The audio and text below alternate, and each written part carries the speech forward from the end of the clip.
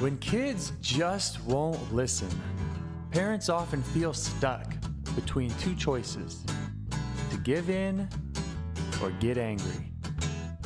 It's exhausting. We give you the top techniques directly from the experts, helping you on your path to a more peaceful, respectful, and joyful life with your kids.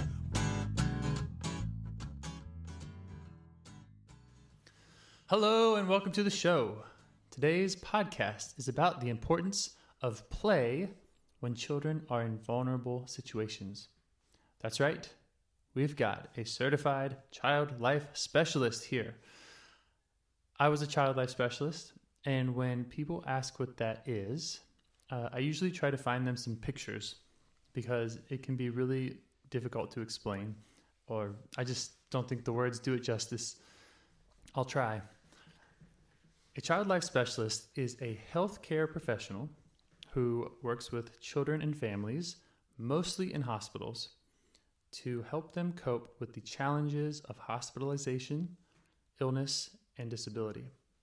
We prepare them for medical procedures, and that can be done in a lot of different ways, but always developmentally appropriate and looking out for the different ways that a kid would need to be prepared. Not all 4-year-olds think alike. We also teach them pain management and coping strategies, and that is often done through play. So we might talk about the procedure, we might use dolls, we might just kind of talk through it and practice ways that will help the kid to cope and to just get through it as easily as possible. Today's guest, Colleen Cherry, is a master's level child life specialist with a certification in Thanatology. Thanatology is about death education and bereavement. This is tough stuff to talk about, but when a child is terminally ill or loses a family member, it's really crucial to have somebody there who knows how to navigate that in a way that is developmentally appropriate for the kid. Colleen provides medical and diagnosis education, palliative care, hospice support, and bereavement to children. She also has a degree in art education, so that's even more coping strategies through visual and verbal expression.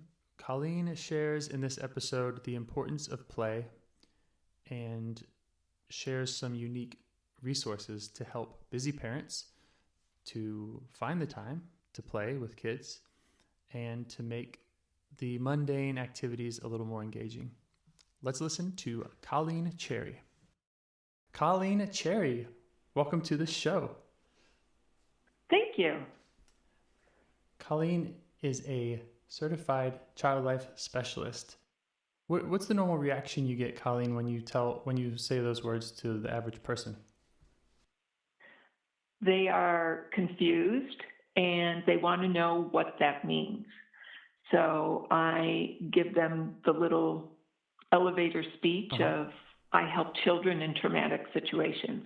I help kids that literally have experienced divorce, gotten a new sibling, a new medical diagnosis, are going through a diagnostic procedure, surgery from as simple as a tonsillectomy to heart-lung transplant. I also support long-term palliative care patients, hospice support for either a hospice child or children of hospice patients, and then bereavement support post-death.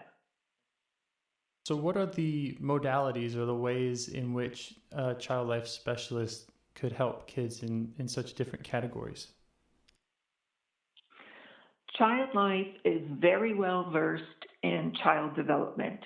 So we basically understand what the child's age is, whether they're typical or atypically developed, whether we need to bring in certain types of explorative situations.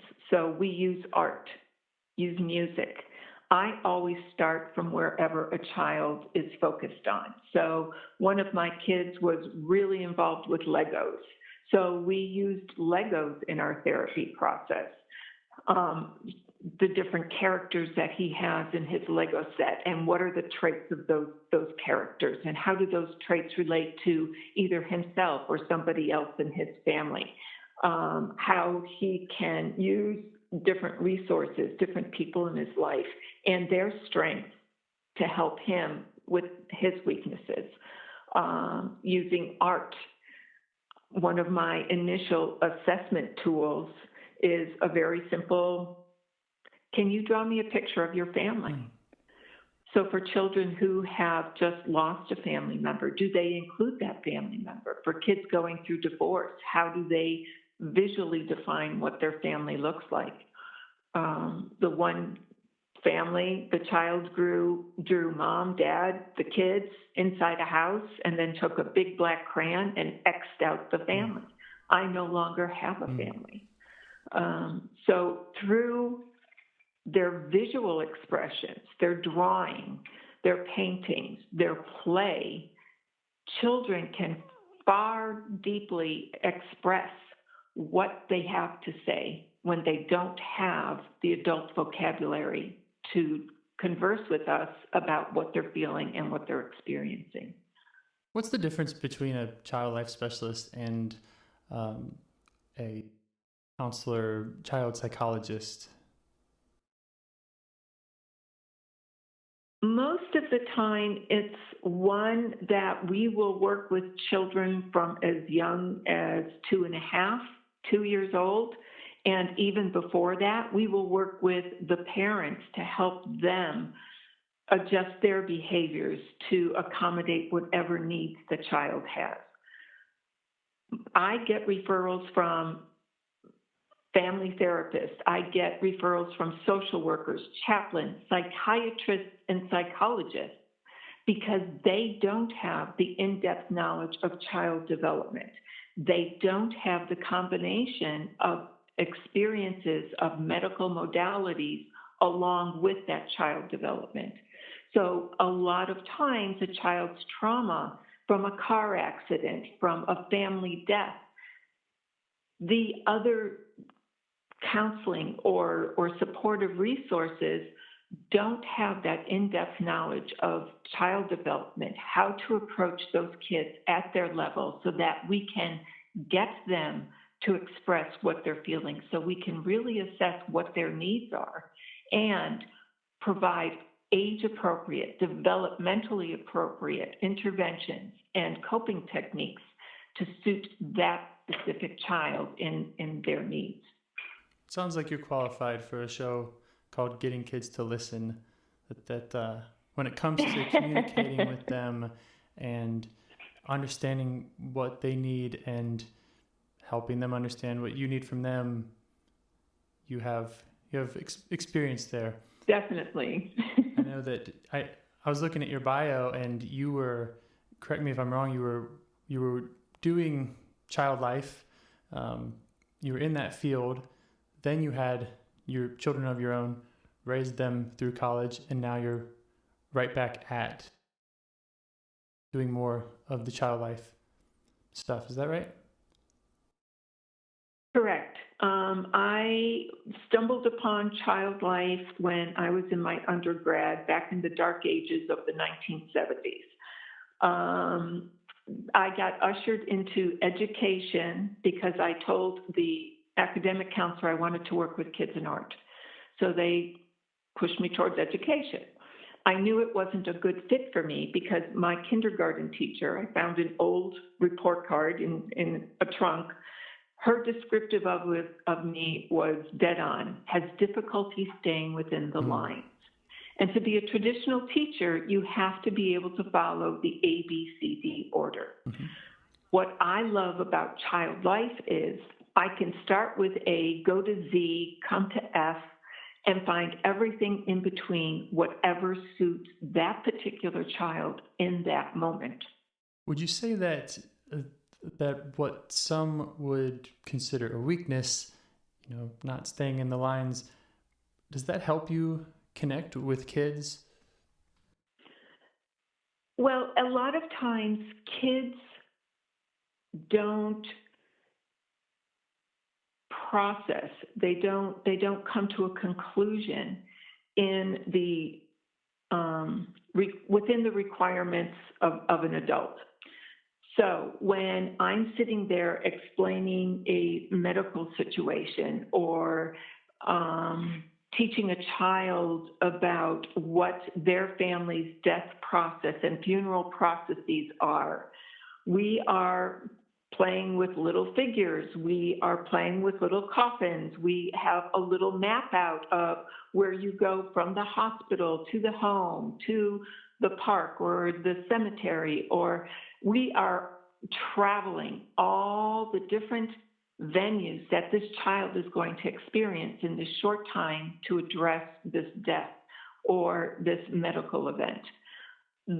When we are going through life, life is not an ABCD structure.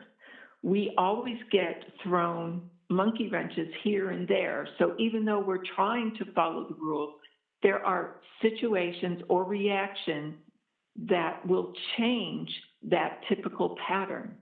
In working with kids, having them play it out or write it out or draw it out, they get to use their own time frame. They get to use their own references in showing us what they know, what they don't know, what their fears are, what is triggering their emotions.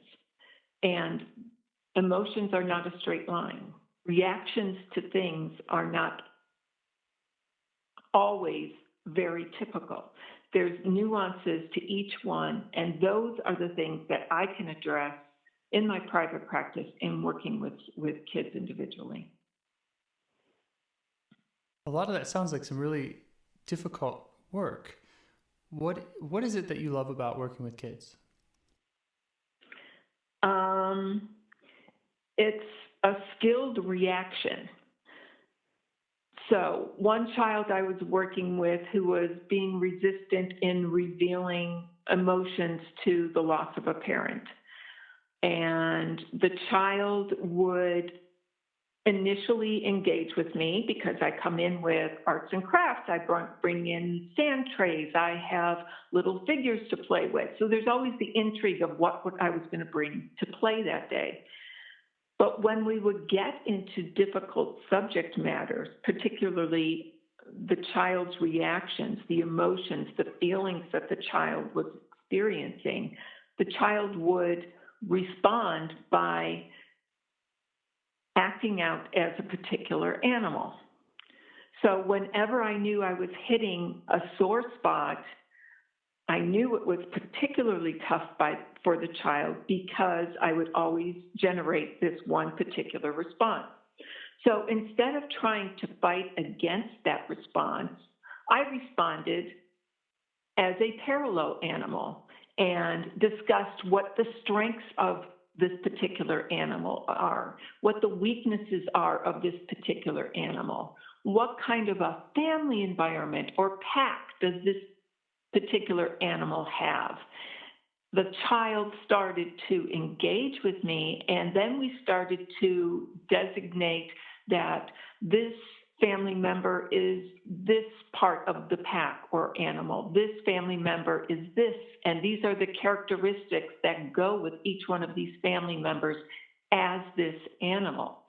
So if I would have sat there and just pounded away on this child, trying to get them to follow the ABC rules and tell me in adult terms what the child was experiencing, I could have sat for months and not gotten any production. But within 2 sessions, the child was expressing what they felt. What everybody was assuming the child felt was sadness ended up being the child was fearful. And we went through all the different aspects that caused fear in this child while we were in the safety of being these alternate animals. So what drew you to this type of work?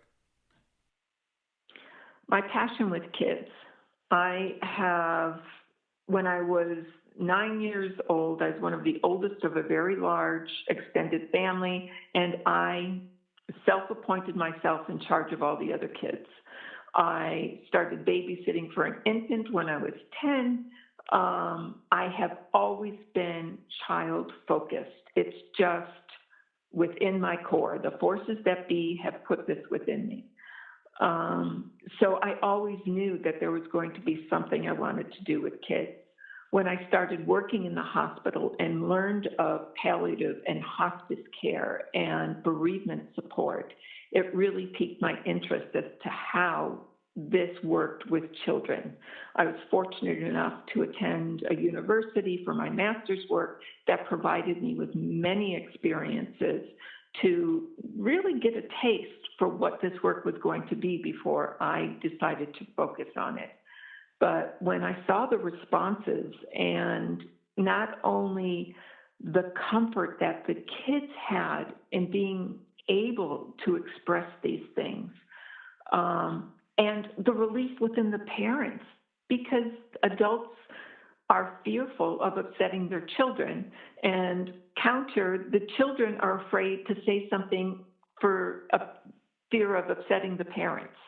So you've got both entities having this need to take care of each other and yet have this expression of these very deep feelings, but neither side wants to upset the other.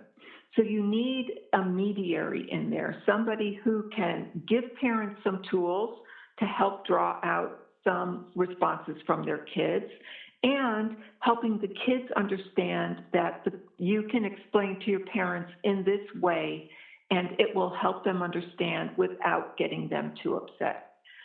So it's been an amazing position to be in, to help figure out what the dynamics are within the family, figure out how to utilize everybody's strengths and weaknesses to support each other, and then giving them some kind of a roadmap, some clues, some coping mechanisms, some expressive techniques that they can use together.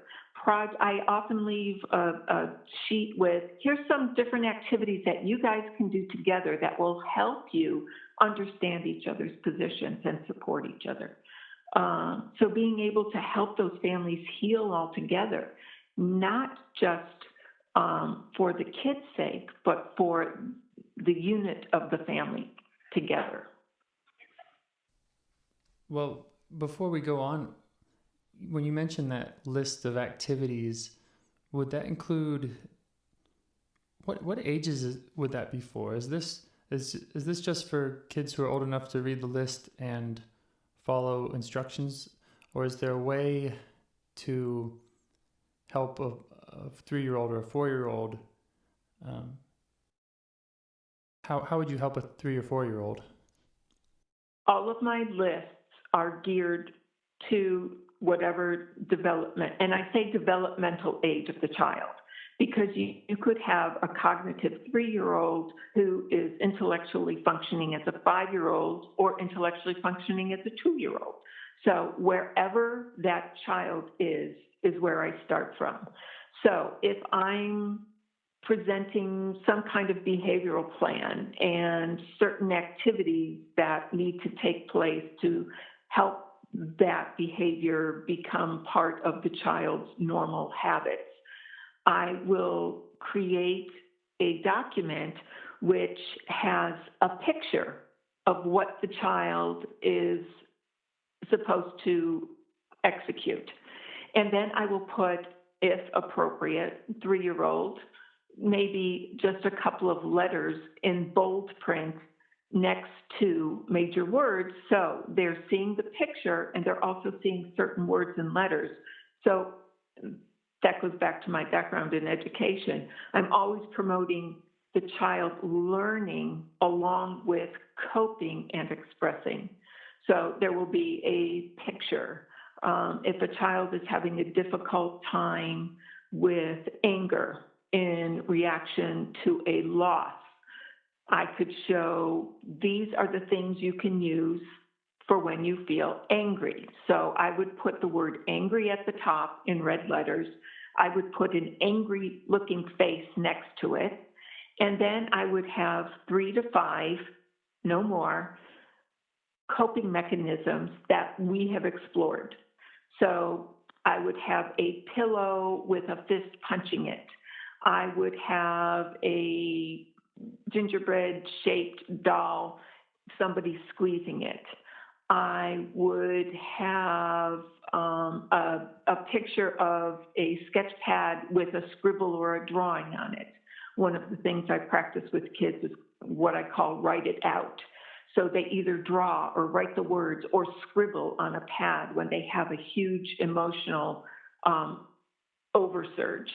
And I teach them this simple technique because they can use it in the car, they can use it in school, they could be in church, they could be anywhere. All they have to do is grab a piece of paper and a pencil and either write the word or scribble on a piece of paper to get the emotion out, and then they crumple it up and they throw it away. So the mind processes it that the child has done something with this feeling. So I would have a little illustration of the notepad with a crayon and a scribble on the notepad. One of the other things we do is what I call bubble breathing. So it's a controlled breathing mechanism that, one, gives the child control when they feel out of control. If you have control over anything, it helps you to focus on that, and it releases some of that tension and aggravation on other factors that are creating the tension.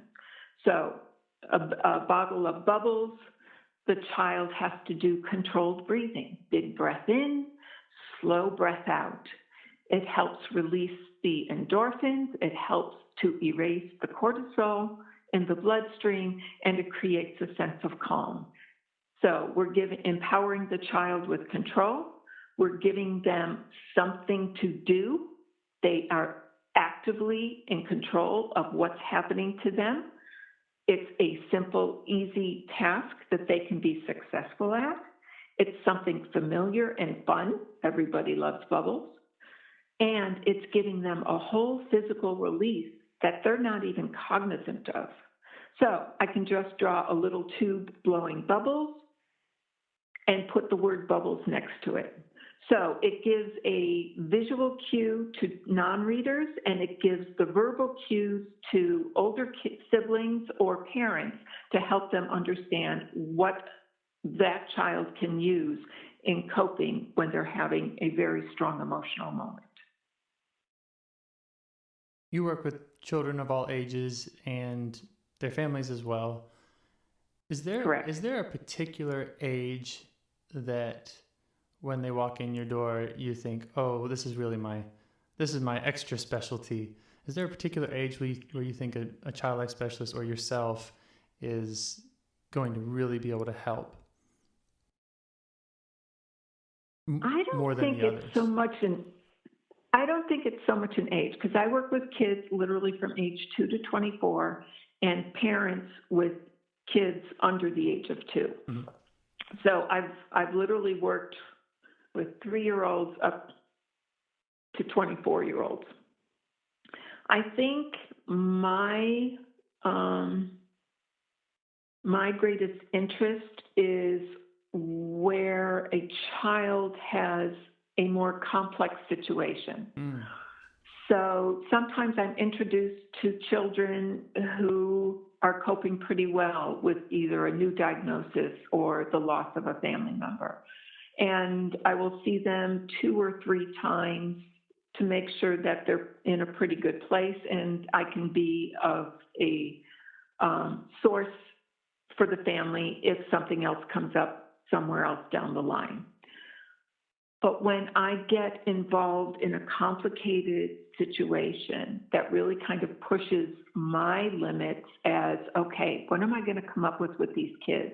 I've been working with this family for a long period of time. How do I develop my skill set to continually meet the needs and yet challenge their development all in the same breath? So it's more of a situation rather than an age that creates a greater interest for me. Okay, so saying, like when you said you were working with trauma, other, heavier or more complex situations. I guess trauma is always one of those where it's not just the problem of a kid who doesn't want to brush their teeth kind of thing. Although you would have the skills to help with that too. So correct. Yeah, I do. I incorporate a lot of sometimes a child will use simple daily living skills as an excuse, or they will use the trauma, the grief event, as an excuse not to participate in their typical daily living skills, like making their bed, brushing their teeth, getting their clothes out for school the next day or whatever. So if that's how they're exhibiting their resistance to their emotions or the situation, I will incorporate their daily living skill goals as part of the therapy, as part of the counseling, as part of our method of addressing some of the bigger issues that are going on. And this might just be their way of exhibiting they're not going to do this because there's too much else going on, and this is how I'm going to present resistance. This is how I'm going to present my feelings by not participating in these things. Feel free to skip this next question. I'm not sure how well formed it is. Is there any general advice that you think that just the average parent should know when it just comes to maybe not traumatic events? Is there something you wish you could give them all? Well, for one, trauma is pretty much self-defined. Okay. So somebody could go in for a basic checkup. Okay, so they see the scale, there's the eye chart.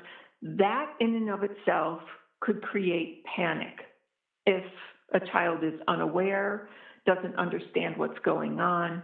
So that could create a big event with really very minimal stimulus. On the other hand, there's some big events that sometimes a child seems exceedingly calm or unaffected by. In both situations, in any situation, a child needs the availability of play. Children do not have the adult vocabulary. They don't have the awareness and the experiences to relate to what they're feeling or how to express that. And the child's primary language is play. So get on the floor with a bunch of blocks and little figures. Get on the floor or do a puppet show or play house or engage, be focused. Pay attention to your child's play. Many times after I finish a session, I will get an email from a parent a day or two later, and it's like, oh my gosh, my kid is playing this out, and I overheard them, acting this out, and they're talking about this and this while they are playing. That is a safety zone for a child. That is their trial and error. They're going to have their little figures. They're going to have their Play-Doh, their markers, their paints, and they're going to be expressing and learning and determining exactly what their feelings are, how to show them, but in a nonverbal sense. So be very attuned if something has happened in a child's life, in their family, to them directly. Be very much aware of how they are playing, because that is where a child is going to express. While you're answering that last question, you were saying that, different kids perceive and react to trauma or different events differently. And I assumed that you were going to say, well, I can't give general advice because we're all so different. But then you said that the children need the availability of play, and you supported that by saying, that's their language. When you say a child needs play, what does that mean? What does that need like? Is that like the dog needs a walk, and so we schedule it, or is it just something that's nice to have? Can you just kind of expound or tell me more, elaborate on what it means to need play? Play is critical to assessment, to cooperation, to learning your own strengths or weaknesses, to learning to compromise, to assess and utilize the strengths and weaknesses of others, how to utilize somebody's strengths to your benefit or the benefit of a group. There is so much involved in brain development, physical development, social development, language development, cultural awareness. All of these grand concepts are entered into every play engagement. No matter who or what or when a child is playing, they give and they receive so much from that interaction. Even very little ones who are in the parallel play mode, where they really don't play together. And a lot of people say, oh, it's not necessary for them to be around other kids. They don't play with each other. They don't play with each other, but they are still learning from hearing what another child is verbalizing in their play, from seeing how another child utilizes play implements, from how a child can overcome an adverse situation during play. You're making a tower, you get up to 3, and all of a sudden it falls down. If you're watching the child next to you who can build a tower up to 10, you're going to be a little observant as to how that happens, and you're going to learn some skills by observing that other child. There is so much involved in play, and unfortunately, our society has chosen to schedule and structure it out to the point that the child is missing out on many key elements that are so important to an open play situation. Just taking the kids to the park for an hour. You can bring some sand toys, not bring some sand toys. You're going to see those kids, how they migrate together, how they kind of form a little group and develop a game, or will play next to each other, or help each other when one child has skills that another child doesn't. This is all intrinsically initiated. It comes from what the child has within. And when that child is able to share something that they can do with another child that can't yet, it's an incredible boost to their self-esteem, to their self-confidence. It's an incredible boost to their willingness to take another risk to learn something new. It also opens them up to saying, hey, I saw this kid do that. Maybe they can help me learn how to do that as well. So it helps them learn those social skills of approaching somebody, or just kind of sitting on the sidelines and waiting to be asked into the group, but showing an interest and showing some curiosity as to how other kids are approaching something in a playground. Structure events are good, but they need to be limited. Up until the age of 6 or 7, these kids need a lot of open play. And I know once we get into the elementary school, we've got a lot of structure going all day long with classes. But even the schools are recognizing that open play facilitates so much more, and kids are much better at cooperating and helping each other in the classroom when they've had open play opportunities at school. So it's something that's kind of faded away in our society, but more and more research, especially in Europe, is being done on the effects of far more play opportunities. There are more schools, charter-type schools, being developed here in the United States that are considered project-based. So it's not the sit in the classroom and with your hands folded and copy everything that's off the board. You're learning math concepts by building a fort. What do you need? How many sizes? How many pieces do you need? You're learning how to structure a group in making sure that a project gets accomplished. You're learning how to be a better communicator by choosing your words or giving an example, a physical example of what you need or what needs to be done. That whole sense of project play-based is just so critical to so many aspects of a developing child. So if I'm a busy parent and,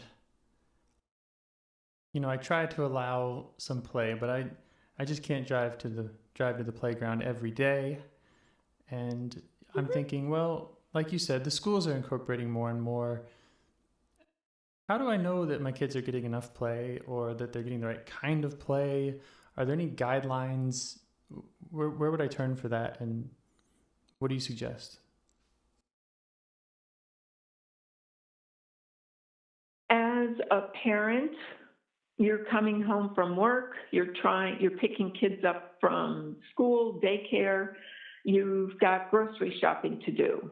So we're in the grocery store. You've got a list. You've got antsy kids who are at the end of their day. They're just as tired and fed up as you are. Nobody wants to be in the grocery store. So you need 10 items. You can send a 3-year-old down an aisle. Can you find your box of cereal? 1, you're creating a distraction. 2, you're giving the child a purpose. 3, you're building their self-esteem because they're playing this game and they can actually help you and accomplish this task.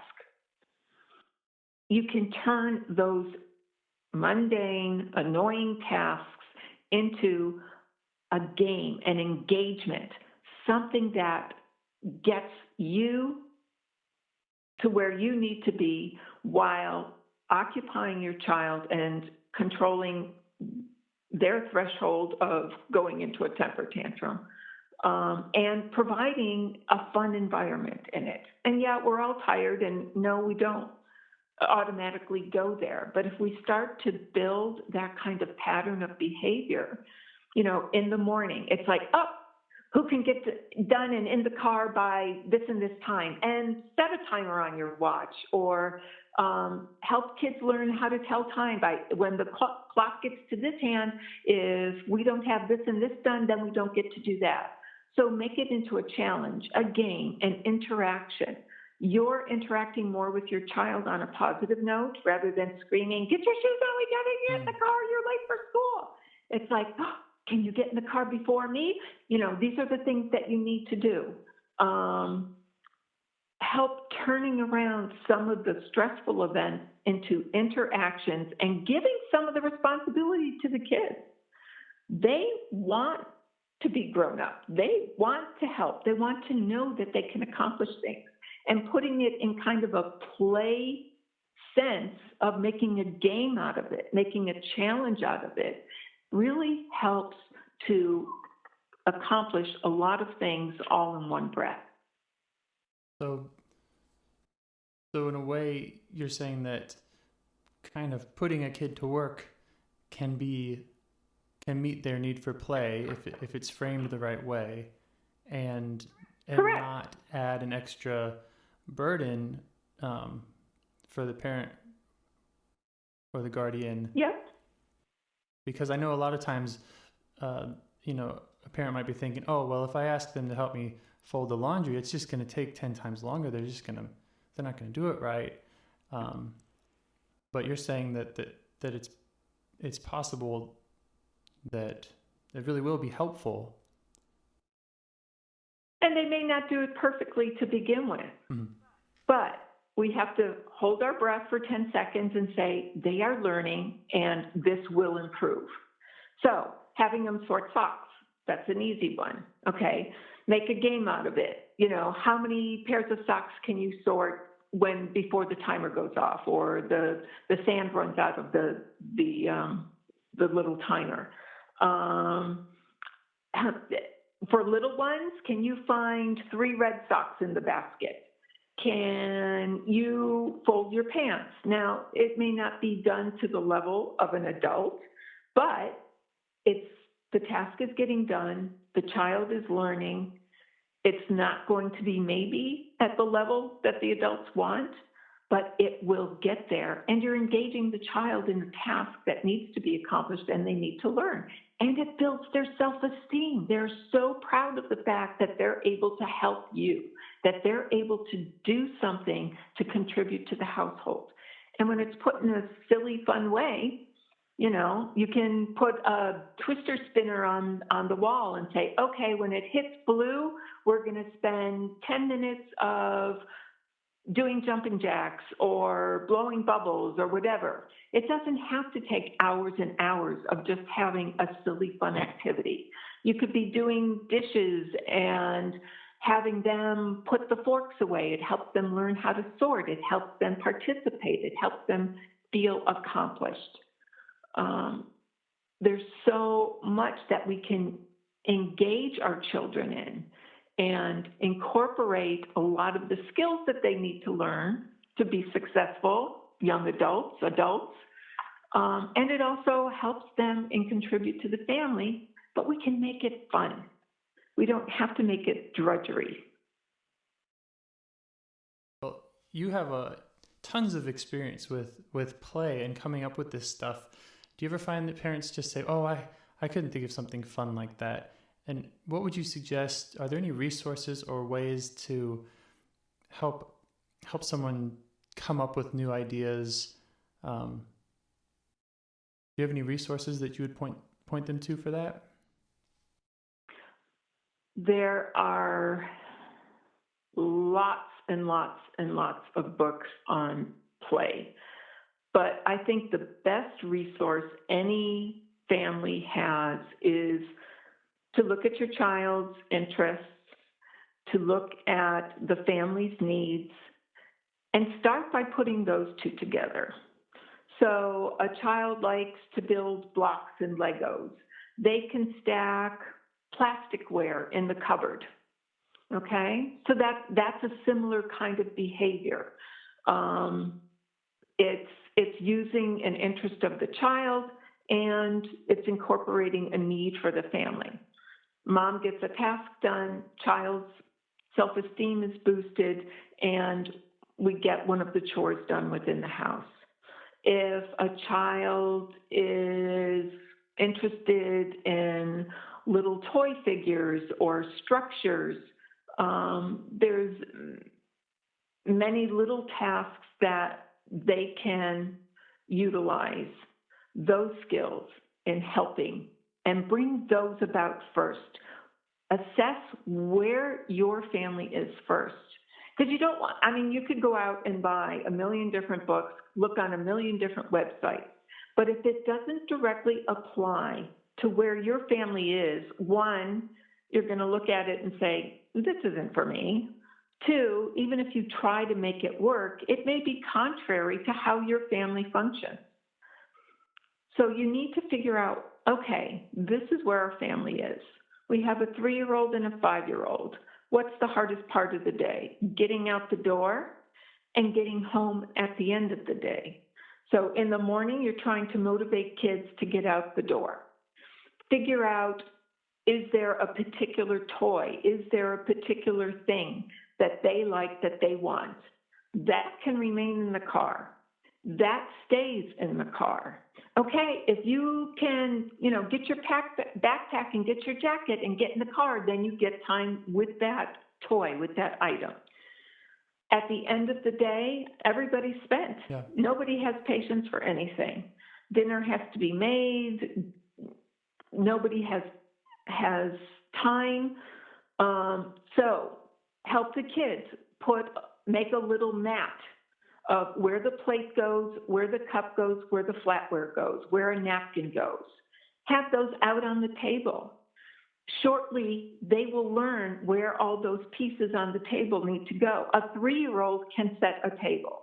They can reach into the silverware drawer, pull something out, and put it on the table. They're helping you set the table. You're keeping them preoccupied. You're limiting the amount of temper tantrums and arguments. You're getting the table set, able to get dinner on the table quicker. They can wash vegetables. They can tear lettuce. They can go up and pick out their story for nighttime. They can lay out their clothes for tomorrow. And if it's a purple and gold outfit, let it go. It will not hurt them. It shows their self-expression. And they feel proud that they were able to pick out what they were going to wear. It helps achieve tasks. They learn the skills each time that they do it again, and they will improve. If parents keep intervening and overtake everything that needs to be done, the child doesn't learn the skill.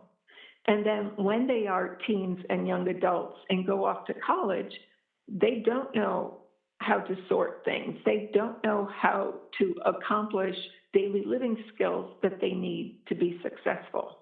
And that just adds more aggravation as they get older. So no, it doesn't have to be a grand, separate 2 hours in the park every day. It can be 10 minutes when everybody gets home and running around in the backyard or going for a walk in the neighborhood.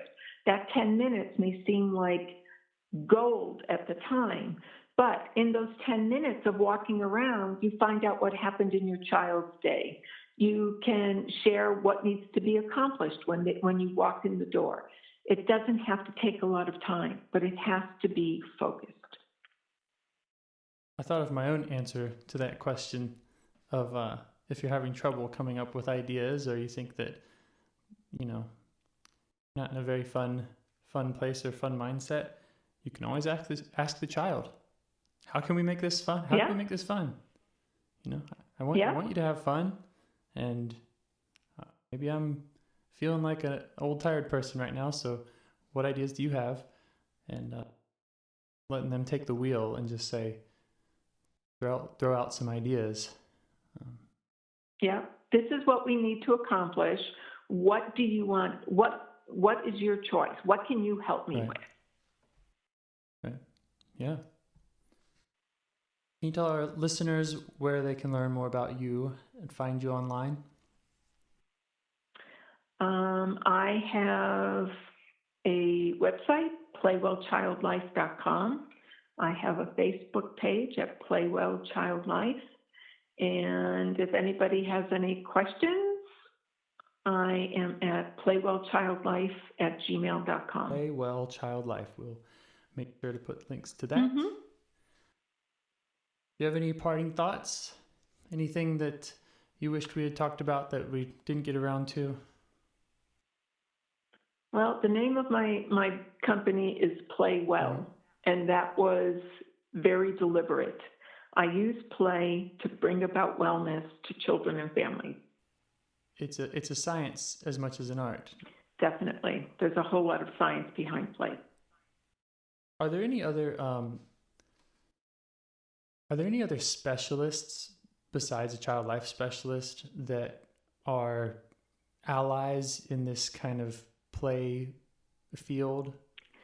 People that you're working with, referring with, or just other areas that, let's say someone's having trouble getting a hold of a child life specialist to talk about this stuff? There are some licensed marriage and family therapists that also have a certification in play therapy. They're a little more available than a child life specialist, especially in community or private practice, but they are not that common either. Both areas are developing, have been developing over about the past 10 years. So we're growing. It's just taking a little bit of time to meet everybody's needs in the community. So the social worker or the school guidance counselor, these people are not likely to be trained in, the science of play and its necessity for a kid.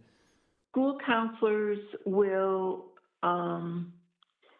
address some issues beyond academic situations. They do incorporate family dynamics and social issues that the child is facing. Their extent of child development isn't as in-depth as a child life specialist. And a lot of times they're going to be referring out to other social institutions within the community. Child life specialists generally are an engagement. So if a family contacted me, I would come out to the home, or if I get permission to go into the classroom, assess what's going on, and then come up with a game plan that is play or expressive therapies based. I have another quick question. When you look outside of the field of child life, or within it, but more on a global stage, are there any initiatives, or I know you talked about research that's going on in Europe and project schools. What else do you see, or what initiative do you see that's really exciting to you in this field? Well, the American Academy of Pediatrics about 15 years ago came out with a document which supported child life specialists in any level of medical care for a child. That has not translated to child life specialists being available in all pediatricians' offices. There are a rare few that employ a child life specialist right in the office. There are some specialty specialists that will employ a child life specialist directly. Then there are some like me who get referrals from different specialists in addressing certain needs of a child. But in the state of California, I'm actually on a palliative care advisory board where we are defining what palliative care should look like for children, with the inclusion of child life, art therapy, massage, music therapy, to include all of the expressive modalities to make sure that we are meeting these children where they are and addressing all of their needs. There are more art, music, massage, all the fun stuff. Mm-hmm. All the stuff that takes care of the human side of care compared to the clinical medical issues. Both sides are equally critical. Child life was initiated because a pediatrician was dealing with infants that were medically cured but were not developing. And so he brought in his friend who was a preschool teacher, and that was the birth of child life. She came in and took care of the emotional and social aspects of development, and the children all of a sudden flourished. So we need both sides, the yin and the yang of care, not just the clinical medical, but also the psychological and the social aspects, the developmental aspects of a child when they are being overwhelmed by a traumatic experience. Well, Colleen, thank you so much for your time and for sharing all this with us. I feel like it's such a big area to look into, and I'm excited about learning more about it, and I hope that we can inspire others to learn more about play, to learn more about child life specialists, and to get answers to our questions around that. I'm hopeful it sparks inquiry by parents to ask their pediatricians, ask their general practitioners, do you have a child life specialist, and why not? My kid needs that kind of help. All right. Well, thanks for stopping by, and for everyone listening, thank you for tuning in. We'll see you next time. Thanks. Play well. Bye-bye.